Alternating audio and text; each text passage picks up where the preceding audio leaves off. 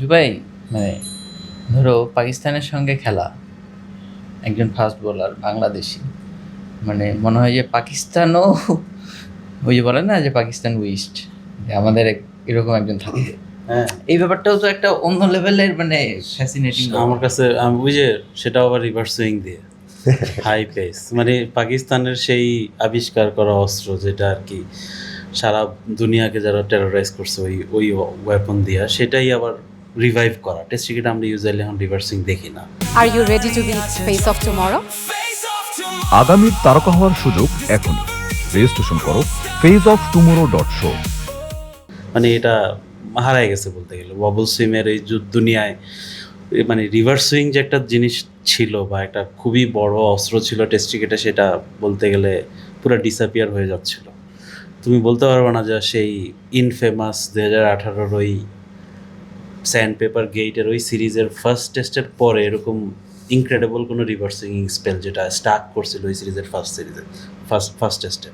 এরপরে মনে পড়ে না যে এরকম টেস্ট ক্রিকেটে আর কি গত 7-8 বছর এরকম ফেমাস রিভার্স সুইং স্পেল ছিল। আমার মনে পড়ে না, কাজ একটু রিভার্সিং হইলে এখন মানে টেস্ট ক্রিকেট মানে সবাই খুব অনেক আলোচিত একটা ঘটনা হয়ে যায়, কিন্তু গত কয়েক 7-8 বছরে এটা ছিলই না বলতে গেলে। All of sudden Nahid Rana যে কিনা অত বেশি হিস্ট্রি নাই রিভার্স সুইংিং বল ইউজ করার, সে ওইটা পারফেক্টলি ইউজ করলো রাউন্ড দ্য গেট থেকে ওভার দ্য গেট থেকে, কিন্তু হিউজ স্কিলের ব্যাপার। তুমি অল অফ সাডেন ওভারে 3টা বল এই সাইড থেকে করলো, আবার আরেকটা বল এই সাইড থেকে করলে, you can't control your line length properly with reverse সুইংিং বল। ও যেটা করছে উইথ হাই পেস, ফার্স্ট ইনিংসেও কিন্তু সে 40, 41, 42 ছিল, অল অফ সাডেন এটা 147, 48 চলে গেছে। আমরা যেটা শুনতাম যে ওয়াকার ইউনিসের ইন্টারভিউ বা মাস্টার ক্লাস দেখতাম যে যখন রিভার্স সুইং করা শুরু করে তখন অটোমেটিক্যালি 5K পাস প্লাস গতি বেড়ে যায় আর কি। শোয়েব আখতার ওটাও অ্যাকশন চেঞ্জ হইতো, একটু স্লিঙ্গি হইতো, আরও একটু ক্লোজ টু দ্য স্টাম্প আসতো।